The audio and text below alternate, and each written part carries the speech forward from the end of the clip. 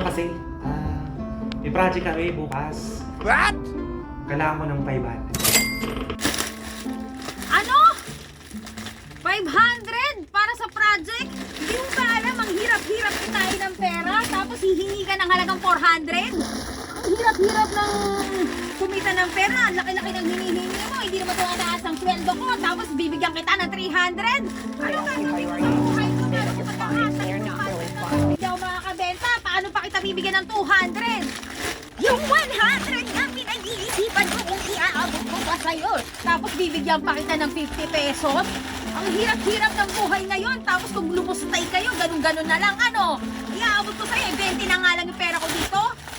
Sige ma, akin na yung 20. Baka maging 10 pa eh. Thank you ma ha. Salamat.